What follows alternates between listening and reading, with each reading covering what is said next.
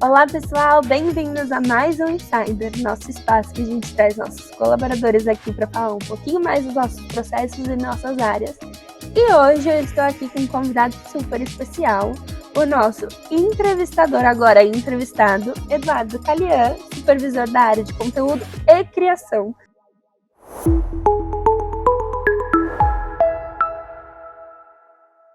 Você trabalha em conteúdo e criação para duas áreas, duas marcas, na verdade, aqui atualmente, que é a de Growth e a Infler.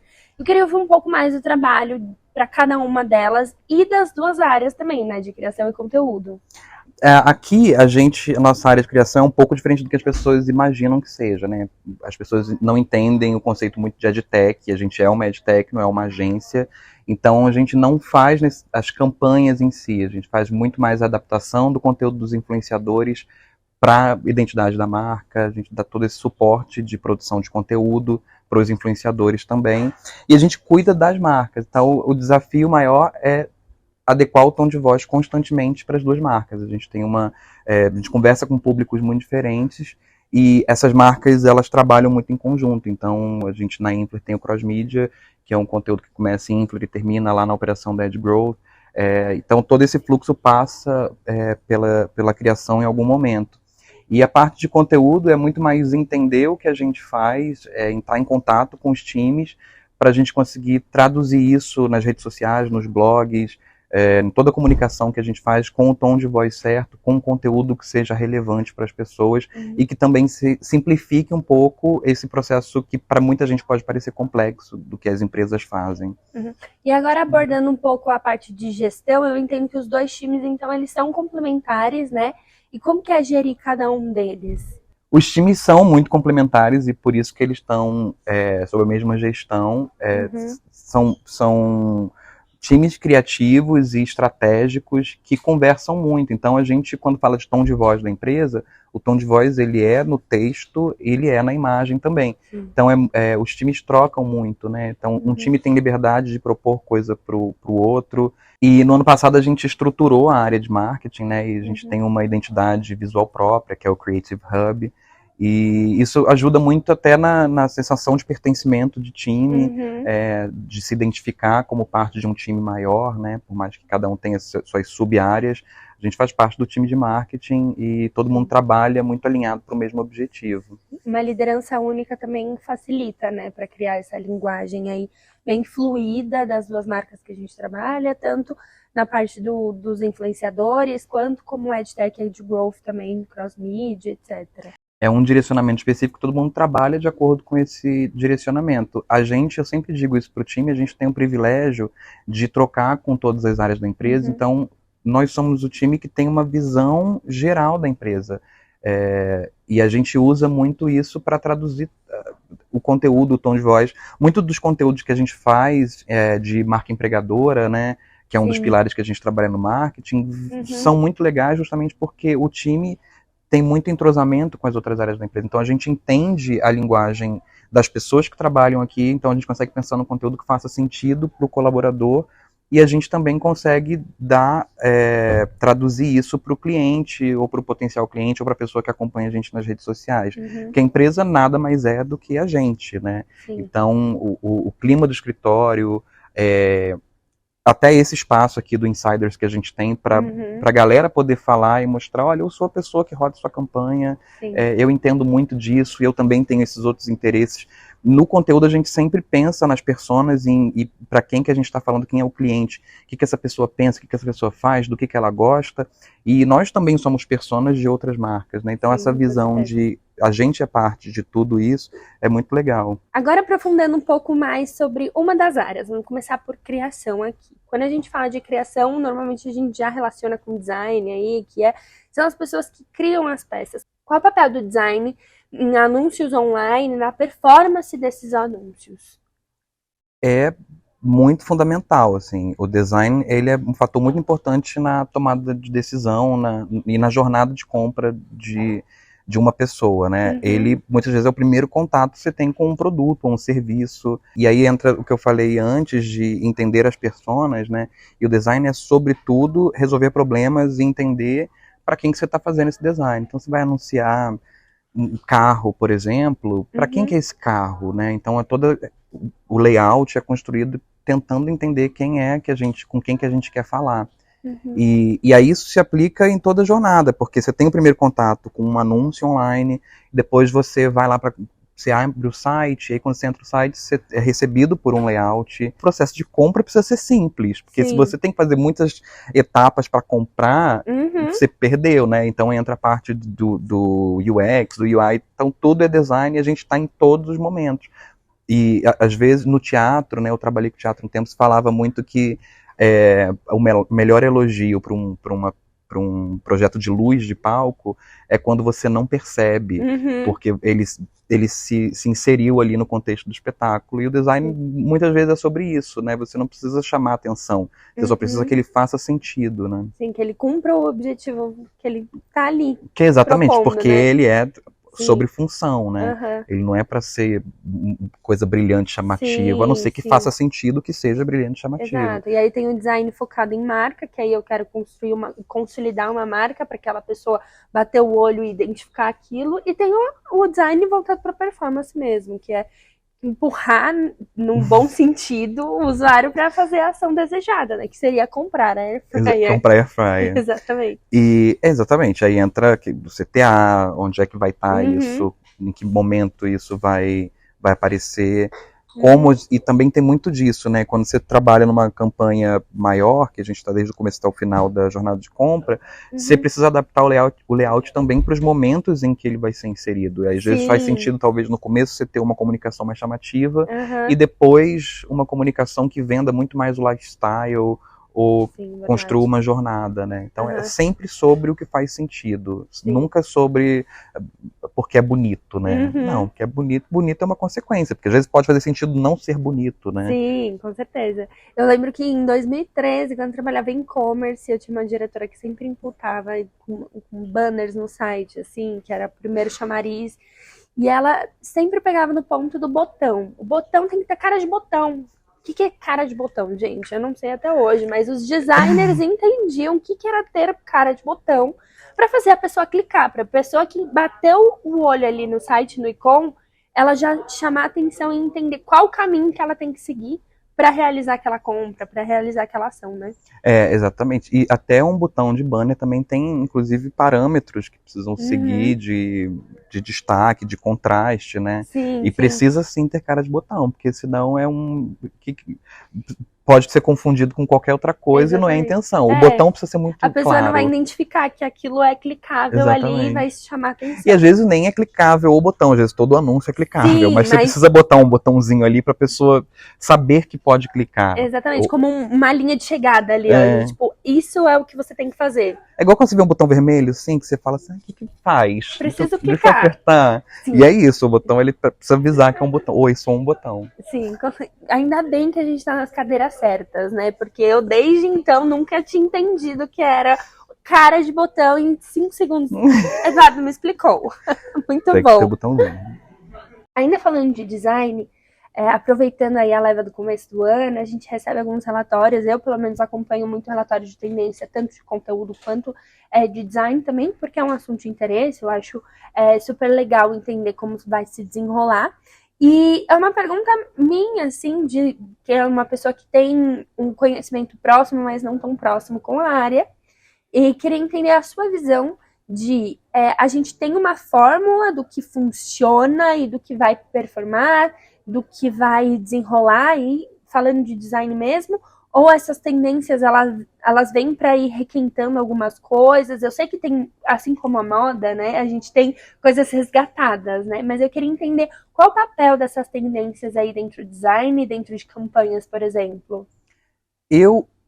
Aí cada um vai ter uma opinião diferente, talvez concordemos, designers, em um ponto que você não pensa em tendência sem entender fundamento de design. Existem princípios que você pode quebrar se fizer sentido, ou por uma vontade artística, mas são aquelas estruturas básicas, assim, de como a gente lê um texto, a gente lê o texto da mesma forma, né? Um botão precisa ter um mínimo de contraste, e o contraste de cor também tem né? Você tem site que você consulta a proporção de contraste. Essas coisas são fundamentos, um alinhamento, são coisas que você precisa ter, é a informação que você precisa ter. Como você vai usar isso, como você vai quebrar isso, e aí vai de cada estratégia, assim. Eu sou muito fiel a fundamentos. Eu acho que quando a gente, principalmente em construção de identidade visual de marca, seguir tendência é muito arriscado. A gente tem ciclos de tendências em várias áreas, né? Então você tem na arquitetura, você tem na moda, você tem no design, mas cada área, pela própria natureza da coisa, tem um ciclo diferente. Então, a arquitetura, você tem ciclos de estética arquitetônica que se repetem, mas com muito tempo, porque você não deleta um prédio e constrói ele de novo. Então, esse processo leva bastante tempo. Tem estudiosos que dão os tempos certos, eu não lembro agora. A moda, a mesma coisa, você consegue 30, prever. 40 anos, exatamente. O design, a gente está num processo muito constante de atualização da forma de fazer design, da acessibilidade do design para as pessoas. Hoje você tem ferramentas tipo Canva, que eu acho que democratizou muito, né? Então, às vezes a pessoa fica, eu odeio o Canva. Eu fico, não, a Canva é um lápis. O Canva é um lápis que a pessoa usa diferente do que eu uso. Se ela chega tem pessoas que fazem ilustrações hiperrealistas no Paint, assim, que eu jamais consigo fazer ilustração muito bem, quem dirá no Paint.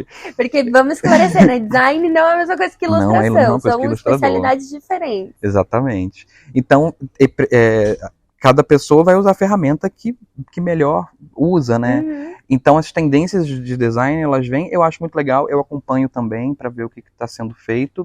E com o time, por exemplo, a gente abre um pouco e vê, tipo, isso aqui faz sentido absorver, não para a estruturação da marca em si, por exemplo, o manual. Que a marca, ela não pode ser tão volátil não, quanto ela precisa perdurar. Exato, e qualquer rebranding não tem que ser um rebranding por design. O rebranding de uma marca, o Itaú teve agora há pouco tempo, não é só porque o designer quis mudar. Tem toda uma reestruturação de como o banco está se vendendo. Exatamente. E aí o design segue junto com isso. E é um erro muito comum das pessoas de colocar o design sempre numa etapa final das coisas. E ele tem que estar no processo de pensar. Com certeza. Porque aí a gente precisa estar a par do que está sendo negociado com o cliente aqui dentro, por exemplo, qual que é o mood daquela coisa. Então, mas voltando à questão da tendência, eu acho que a gente faz sentido absorver algumas coisas de tendência numa comunicação de Instagram, por exemplo, numa coisa que realmente a natureza daquilo é mais mutável. E acaba tangindo também a outra área que você supervisiona, que é de conteúdo, né? Então você tem que aplicar o design e talvez usar tendências que não são só de design, mas de redes sociais, de conteúdo, para fazer um conteúdo ali mais atrativo, mais interessante para a audiência.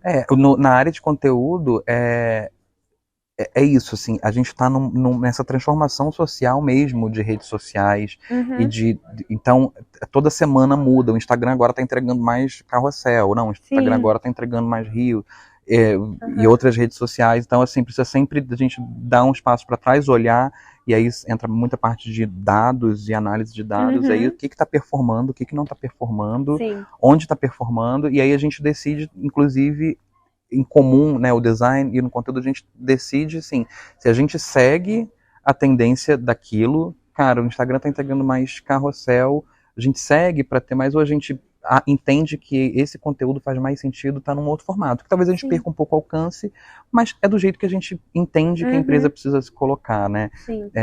Porque tudo comunica, né? O formato comunica, o texto comunica, a imagem comunica. Exatamente. Então, tudo precisa fazer sentido e o time, eu gosto muito de compartilhar a tomada de decisão com o time, porque é isso, assim, a gente tá junto, né? Então, às vezes, uma pessoa que está ali olhando os números todos os dias tem uma percepção muito melhor e tem um carinho melhor. Às vezes, você faz um conteúdo que você fala, esse eu gostei tanto de fazer, eu queria que ele fosse feito dessa forma. E aí, vamos fazer dessa forma, né? Às vezes a gente fura essa bolha do algoritmo e consegue entregar, ou consegue viralizar, se for a intenção viralizar, né? Então, e aí entra o design e o conteúdo muito de mãos dadas nesse aspecto, porque tudo precisa conversar, né? Uma coisa que com as meninas lá de conteúdo que eu falei, se o layout não tá bom, devolve. O conteúdo é seu, e se você quis ressaltar uma frase e o design não ressaltou isso, você devolve. Se o conteúdo não... Eu gosto de usar a palavra imprimiu aquilo que você quis dizer, ele realmente talvez não seja efetivo. Exatamente. E às vezes o design entra num... Né, a gente tem muitas demandas, então às vezes a gente acaba priorizando um pouco campanha, e aí o post a gente faz um pouquinho corridinho, e aí os meninos não dão aquela pausinha para entender a intenção. E aí, se não entender, eu devolvo, falo, não é isso que eu quero, eu preciso que isso seja destacado, o post inteiro sobre isso, e isso tá só como mais um card. E o que eu acho muito legal de troca, eu sempre defendo isso, até com outras áreas, é tipo, gente, vamos conversar todo mundo, porque todo mundo pode trazer insight para todo mundo.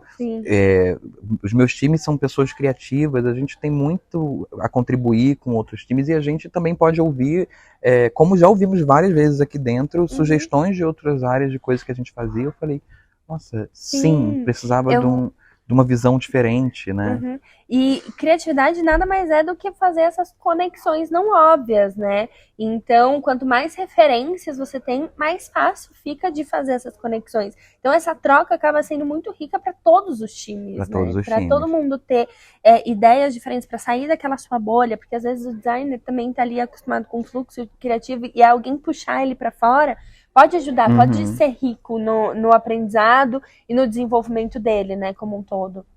Eu sempre pego no pé de referências, de tudo. Qualquer interesse, e eu acho que é o que é o mais legal na gente, ser humano, é o nosso universo de coisas e interesses. E essa é a maior contribuição que a gente tem, e aí, quando você trabalha com design, ou quando você trabalha com copywriting, ou quando você trabalha com uma análise de dados que seja, a sua referência, a série que você assiste, influencia na forma que você faz isso e como você pensa nisso, né? O pessoal assistindo esse filme que saiu recentemente, né, Saltburn, já virou uma trend no TikTok. Ela está certa, não sabemos, mas já inspirou aí o desencadear disso, né? Pois é, porque e é muito legal, assim, quando a gente fala até de diversidade, a diversidade é muito sobre isso, né? São os pontos de vista, de onde essa pessoa vem, que repertório de coisas que ela traz. Às vezes os meninos mostram alguma coisa pra mim, eu fico, parece um logo de uma empresa de ônibus que faz o trajeto norte de Minas com Salvador.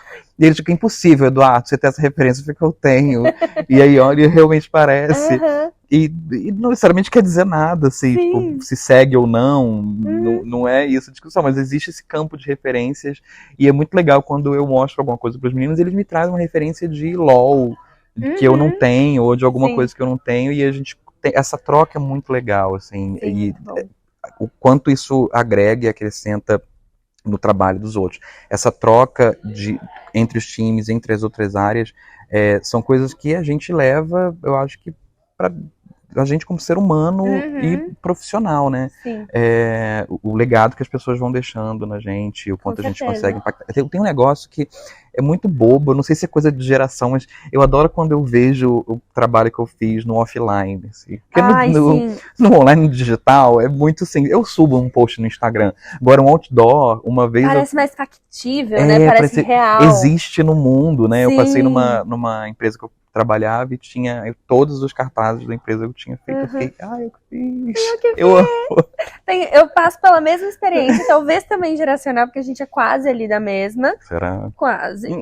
Que uma marca que a gente fez um slogan pro Natal. E aí, todo Natal eu passo na frente da vitrine dessa marca e ela tá reciclando esse slogan ali toda vez. Agora a gente tá falando de um trabalho que quando ele segue um caminho produtivo, né, e efetivo. Mas se a gente for pro outro lado, né, uma peça mal elaborada, qual o impacto disso numa campanha? E se você puder também dar um exemplo de o que seria uma peça elaborada, também fica mais fácil da gente tangibilizar, talvez. Então, uma peça mal elaborada pode performar numa campanha. Não tem como prever, né, isso. Às vezes, por todos os motivos errados, ela chama atenção e ela arruma um clique, arruma até uma compra no final.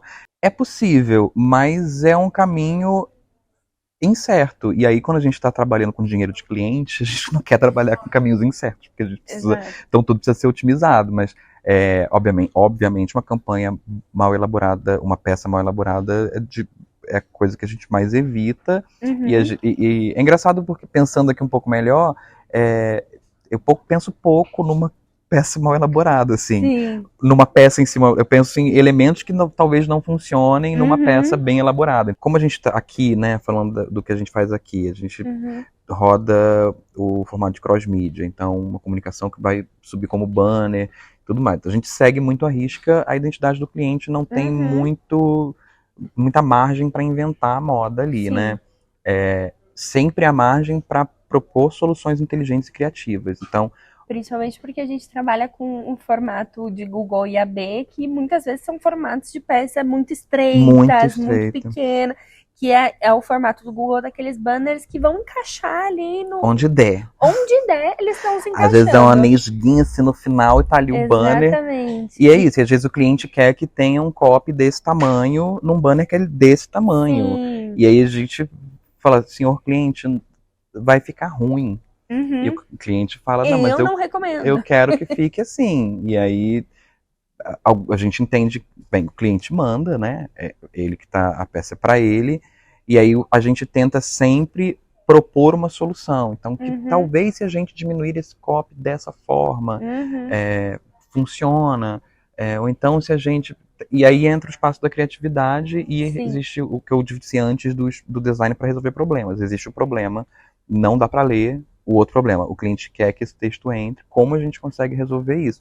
E aí a troca das áreas também entra até nisso, né? Às vezes uma pessoa do time de conteúdo consegue propor uma sugestão textual melhor, que faça sentido. Porque às vezes a pessoa ela fala, não tem que ser desse jeito, porque ela não consegue visualizar o que poderia ser, né? E às vezes são marcas que têm uma identidade visual muito restrita ou muito limitada e ou ninguém até nunca mesmo pensou. especificações que são necessárias naquela peça. Às vezes Exatamente. uma promoção específica, ela precisa ter o disclaimer ali. Tem marca que aí eu acho que, aí minha opinião, né? Eu acho que é um problema lá atrás, quando pensaram na identidade. Já trabalhei com marca que tinha uma identidade visual super, assim, tudo existia uma regra de tudo, que não existia. Então, por exemplo, eles falavam que um banner X tinha que ter 50 de margem, 50 pixels de margem. E aí você tá trabalhando num banner que é, sei lá, 728 por 90, o que você faz? Toda a largura dela é margem. Então. Exatamente. Então vamos entender que margem é essa, qual que é a intenção. Porque a identidade, eles querem espaços abertos. Então dá para adaptar, né? A pessoa lá atrás, quando pensou na marca, não entendeu o que a marca faria e onde a marca entraria. Ou até não desenvolveu, né? Não trabalhou na marca com a adaptação dos tempos. Faria sentido há 10 anos atrás, hoje talvez não faça Hoje não faz sentido. Eu trabalhei com uma empresa americana que toda a identidade visual foi pensada para Estados Unidos, para as lojas dos Estados Unidos, para os agentes dos Estados Unidos. Só que é uma empresa global que está no Brasil, aqui no Brás, que tá quando um banner tá na rua aqui no Brás, ele tá brigando. Não é só comunicação visual, né? Ele tá brigando com todos os tipos de estímulos possíveis. E aí o KV deles era uma coisa muito minimalista, com umas cores muito assim. E eu falei assim, não funciona para a realidade. E a gente trabalhava com essa marca na América Latina, então a gente tinha agentes no interior do Paraguai, em lugares com mais poluição visual que o Brás. E a gente fazia também a parte de visual da loja e tal, e eu levei algumas vezes pro marketing global falando, oi, lindo, como designer, impecável, mas não funciona, hein? Na realidade, quando aplica isso no mundo real, não existe, não dá. Então isso é um exemplo talvez de uma peça mal elaborada. A peça graficamente tá correta, tá respeitando o espaçamento, contraste, imagens boas, blá, mas ela tá inserida num contexto que não dialoga com nada. Então uma peça mal elaborada às vezes pode ser uma peça tecnicamente bem feita, aplicada num contexto ruim. Então, e aí é por isso que tudo é muito caso a caso, né? O que faz sentido ou não. Eu acho que o exemplo foi o perfeito, pra gente conseguir visualizar exatamente o que é uma peça mal elaborada e o que talvez não performe na vida real. Descendo um pouco pro funil do usuário, a gente tava muito focado nos anúncios e agora falando um pouco de UX design em campanhas tanto de mobile marketing, principalmente de mobile marketing, né, que é o foco aqui da Growth, mas do papel dele nas campanhas como um todo. Essa área de UX, de UI, eu sempre faço provocações assim de que só deram um nome novo para coisas que estão nos fundamentos do design lá atrás, Sim. né? Mas é legal que você tem pessoas se especializando muito em determinadas coisas. Sim. Eu acho legal, né? Assim como você tem um médico que é especializado em Uhum. ouvido, você tem um designer Sim. que é especializado em UX E que vem nessa onda de foco em produto aí, né? Exatamente. Que foi digitalizando, a digitalização de muitos bancos que vem num movimento muito forte, que criou uma cultura mesmo dentro das empresas e deu uma lupa nessa área, né? E é ótimo porque você disse que já se falavam disso, mas talvez não valorizavam tanto. Não valorizavam. Exato. E não existiam tantos estudos mesmo, né? Uhum. Porque quando você tem profissionais nichados, assim, em áreas, se desenvolve mais pesquisa naquilo, Sim. testes. Então, Uhum. hoje, um exemplo, assim, aplicativo, você falou de banco, né? Eu, pessoalmente, eu utilizo um banco que não me dá tantas vantagens financeiras quanto outros bancos, mas ele tem um aplicativo tão simples de usar. Sim. Sabe qual é o banco? O aplicativo é tão intuitivo, o aplicativo é tão simplificado. Sim. Eu tô ali, porque não tem vantagens o cartão. Eu nem sei, eu troco tranquilo, nem, né, não preciso de tantas vantagens também. Tá ok, a minha maior vantagem é saber como é que faço um Pix tranquilo. É não ter desvantagens, Exatamente. Né? Então, olha, isso é muito poderoso. Um Sim. aplicativo bem feito está me mantendo num banco que não me entrega benefícios. E é Sim. o meu caso, literalmente, assim. Eu tenho outro banco que o aplicativo é nada amigável, tudo é confusíssimo de achar, e eu não sou uma pessoa do dinheiro, uma pessoa que entende dessas coisas, então eu vejo um monte de número de coisas, eu fico assustado, eu vou fazer besteira aqui. Então o aplicativo, o outro, me deixa tranquilo. Que é o conceito, né? Da experiência do usuário. E é isso, assim, é muito importante. Se puder mandar um feedback para a pessoa que fez isso lá para ele subir de cargo no banco que ele trabalha, eu falo assim, eu só estou no seu banco porque o aplicativo de vocês é muito bom. E isso é muito poderoso. É o que toda empresa quer, que as pessoas permaneçam ali no ecossistema deles, né? Então, você vê como é que é vital, assim, isso, um X, um Y, um design em si bem pensado, né? Uma experiência bem pensada. Que acaba sendo também a continuação do fluxo ali do marketing, porque você reter um usuário que já está ali é muito mais barato do que você adquirir um novo. É isso. E aí também tudo se conecta, né? Porque esse banco simples, simplificado, é o discurso deles. Sim. Nós somos simples, nós não complicamos nada, e esse discurso se traduz no layout, se traduz no texto, se traduzia lá no anúncio que provavelmente fez eu abrir uma conta nesse banco. Então, tudo precisa ser muito condizente ou não contraditório, me fugiu a palavra, mas é isso, nunca me enganaram. Conciso, exatamente. Tudo é conciso, desde lá atrás até ali, no dia a dia de usar aquilo. E aí a gente tem um case também de um branding muito bem feito, desde o design até a linguagem, caindo aí pelo user experience e todo o direcional da marca como um todo, né? Exatamente. E descomplicar as coisas é o que todo mundo deveria estar olhando, né? Eu sou muito impaciente quando complicam coisas. Tem disso muito na vida, né? De pessoas que complicam situações só para dizer que apresentaram uma solução muito legal. Isso não era complicado no começo. Você só não conseguiu simplifique as coisas. Mostre que você é uma excelente pessoa para simplificar. Faça um layout simplificado, escreva um texto simplificado, desenhe um aplicativo com uma usabilidade deliciosa de usar. Né? Eu tenho esses pequenos prazeres. Eu não sei se cada profissão ou se todo mundo é assim, mas quando eu vejo um botão bem feito, eu fico, que belo botão, que belo aplicativo. Como esse site me deixa comprar tão rápido. Como eu só clico aqui, sabe? Porque antigamente tinha isso, assim, quero comprar, bota no carrinho, aí pra você ir pro carrinho tinha que digitar CEP, aí tinha que digitar não sei o quê, aí tantas etapas, eu não quero comprar. Você já desistiu Fica no carrinho. Hoje em dia, você vê a Amazon, por exemplo, que você pede Alexa, compra tal coisa, ele compra tal coisa. O perigo é enorme, inclusive. Exatamente.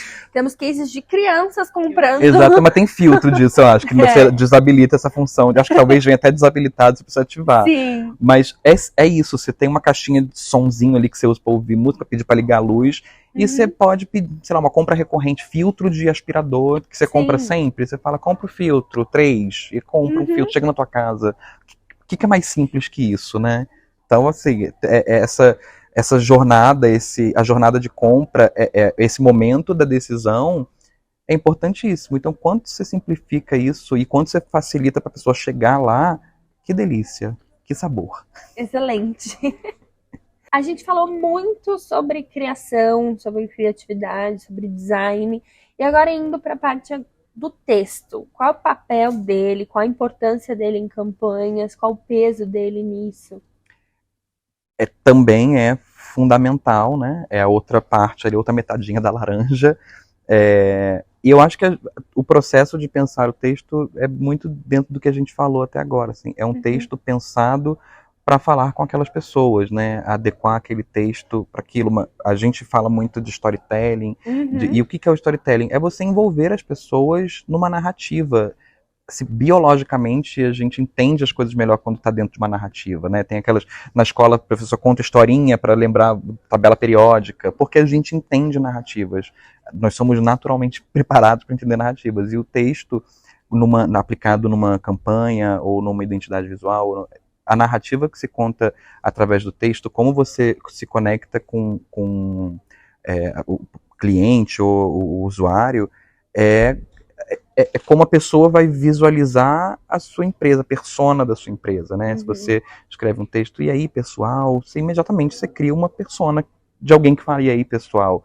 Então, o texto tem uma responsabilidade de dar a voz mesmo, assim, na cabecinha de cada pessoa, e num roteiro que se faz, também como isso é pensado aqui no nosso exemplo, né? Um texto, às vezes a gente consegue reaproveitar um texto, aconteceu isso recentemente.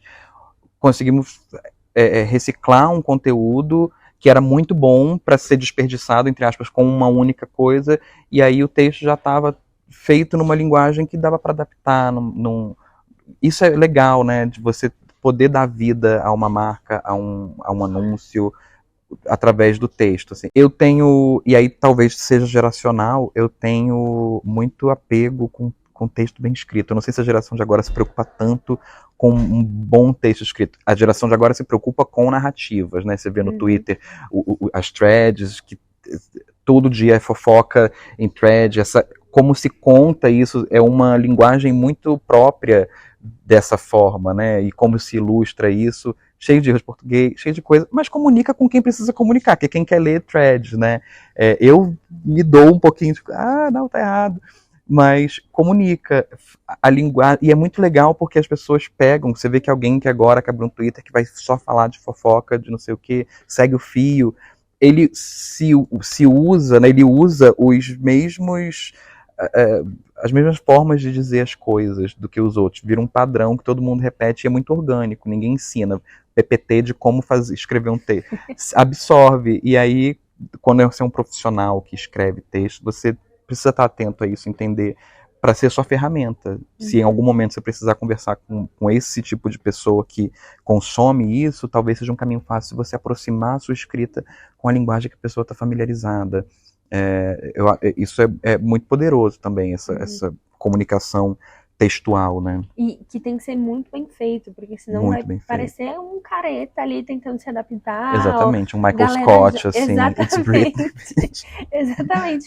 Não fica inato, né? E é isso. E é por isso que isso tanto para design quanto para texto, você precisa entender, você precisa usar isso como uma ferramenta.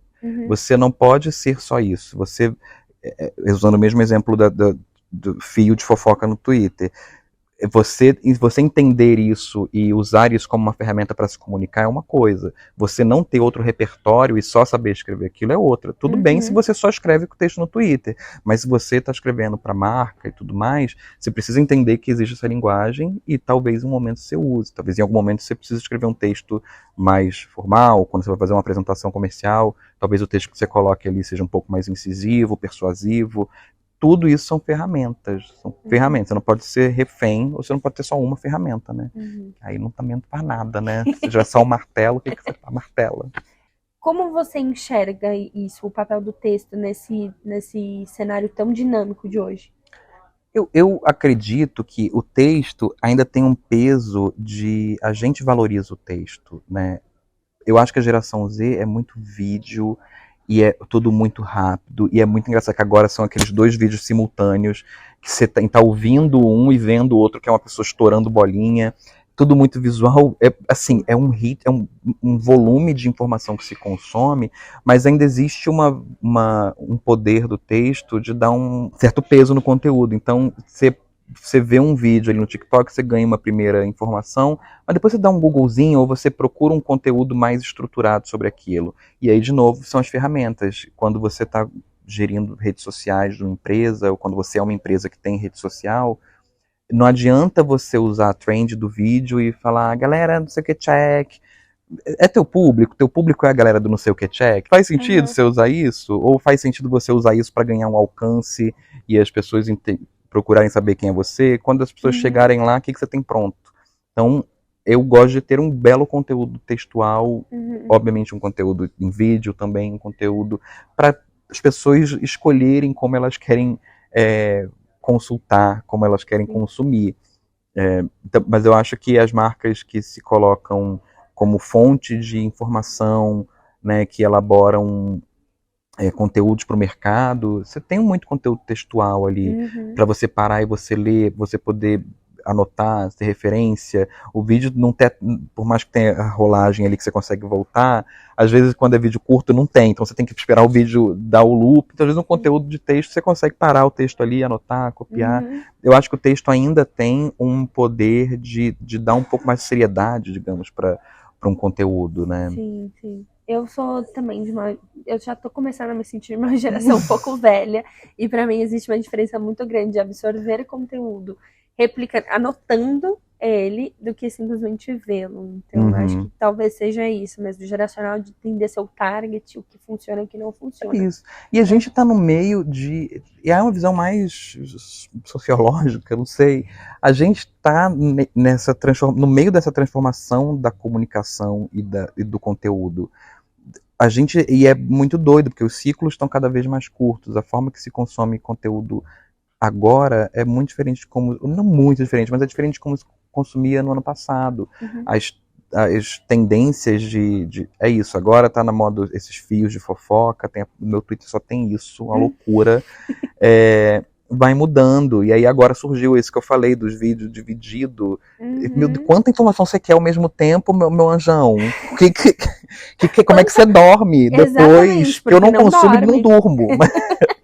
Essas coisas mudam muito, e aí, de novo, é por uma ferramenta. A gente que trabalha com conteúdo, trabalha com design, trabalha numa área de marketing, a gente precisa entender o que está acontecendo, porque tudo isso é uma ferramenta para a gente usar ou não. Mas você precisa saber é uma coisa que eu sempre digo também, que é sobre a palavra inteligência, né? Que ela vem de interledere, que é escolher entre. Então, inteligência nada mais é do que você saber escolher que ferramenta você vai usar, ou que parte da sua personalidade você vai usar, ou que conhecimento seu você vai usar em que momento. Isso é inteligência, e a gente precisa ter inteligência e se dispor das ferramentas que existem, saber entender para quem que ela é, como ela funciona, quando você pode usar, quando você não pode usar. Você precisa saber, você precisa ter esse conhecimento, não adianta ignorar. E aí isso entra também em utilizar todas as ferramentas disponíveis, a depender do objetivo, claro, que você quer cumprir.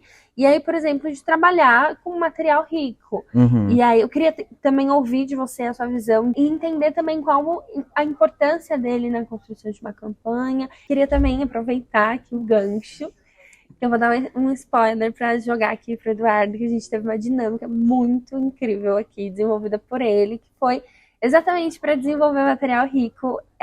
Ele montou equipes que tinham um objetivo de desenvolver esses materiais. Depois eu quero que você entre nisso e explique um pouco mais como foi e qual era o objetivo em cima disso. Então, o material rico é uma coisa que é muito legal de desenvolver, porque eu acho que é uma troca muito justa entre a marca e o consumidor.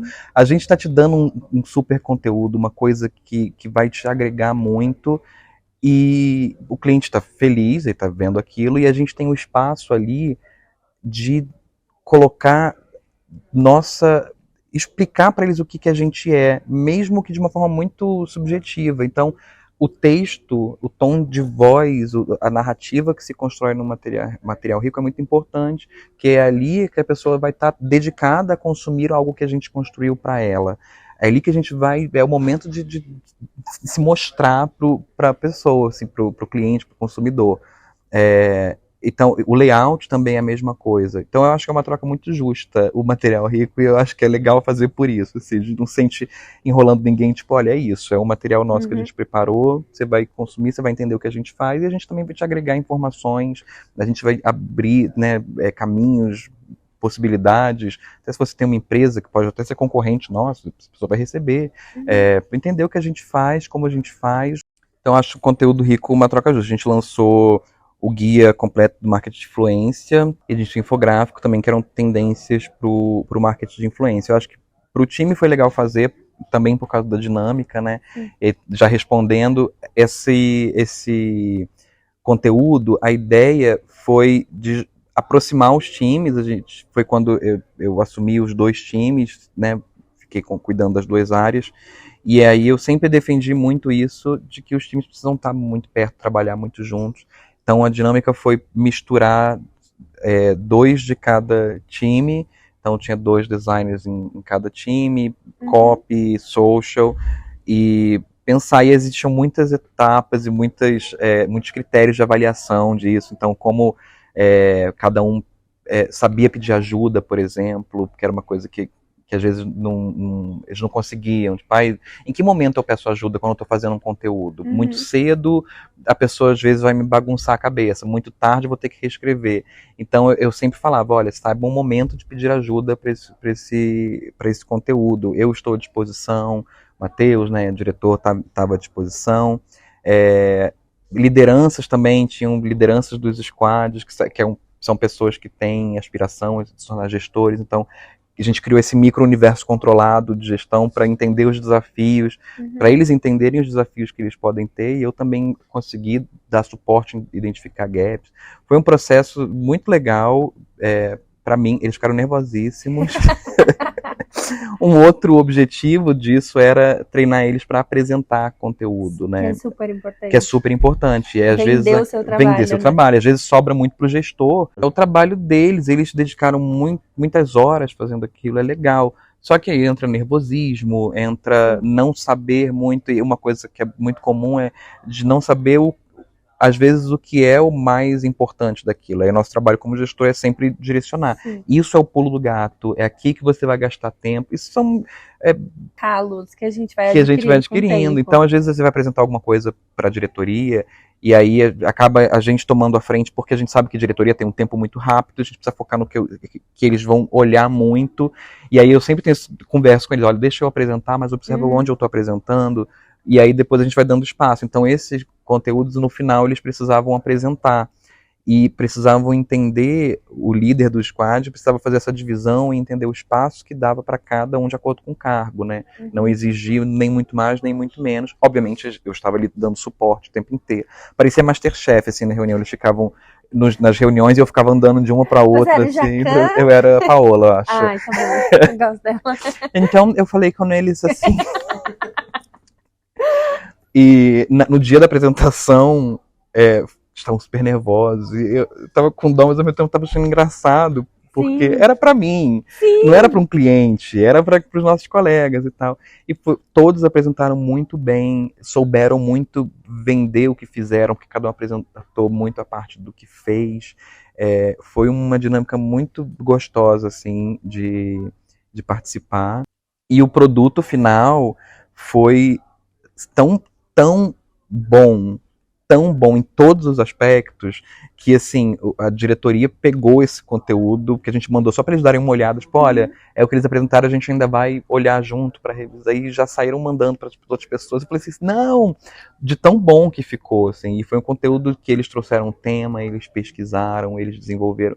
Então acho que aí, falando um pouco, talvez, de gestão, né, mudando um pouco o tema da conversa, mas eu acho muito legal, e eu acho que é o nosso maior papel como gestor, é dar espaço para cada um trazer tudo isso que a gente falou, as ferramentas que eles têm, o histórico que eles têm, a narrativa da vida deles, os interesses de cada um, olhar, a gente tá ajudando eles a escolherem as ferramentas certas profissionalmente, né? Porque a gente já sabe onde a gente Exatamente, quer que e a eles gente cheguem, já errou. E a gente também às vezes não sabe, mas fala, não sei, já Exato. tentei aqui, mas tenta você também, vai que você vai tentar de um jeito diferente, Sim, né? o que você acha, O né, que você disso? acha? É nossa função básica, né? Acho que você Uhum. concorda. E aí eu acho que isso, eu sempre falo, como tudo está conectado, acho que tudo Sim. está conectado mesmo. O olhar que a gente tem para nossa profissão, para o nosso trabalho do dia a dia, é o mesmo olhar que a gente precisa ter para o nosso time, para os nossos colegas, para a Com nossa certeza. marca, é entender o centro da coisa, entender o objetivo da coisa, entender principalmente onde a gente está dentro daquilo. Uhum. Qual é meu papel como designer numa campanha? Qual é meu papel como copywriter numa campanha? Qual é meu papel como edtech na jornada de um usuário, do meu cliente? Qual é meu papel como gestor? Tudo é entender seu lugarzinho, onde você contribui e quais ferramentas usar. Acho que tudo, se pudesse resumir tudo numa coisa, seria isso. Muito bom, muito bom. E para quem ficou curioso, eu sugiro ir lá no site da Infler e baixar esse material rico, os dois. Os dois. Para vocês tangibilizarem aqui que a gente estava fazendo, Sim. que os times trabalharam, para dar uma valorizada. Sim, e ver o trabalho dos meninos também, que Com ficaram certeza. maravilhosos. Então esse foi mais um Insider. Muito obrigada por nos acompanhar até aqui. Não se esqueça de curtir, compartilhar, ative o sininho para receber os próximos episódios. E para quem perdeu os anteriores, tem 4 episódios aqui no canal para vocês acompanharem, entenderem um pouco mais do backstage da Infler e da Ed Growth.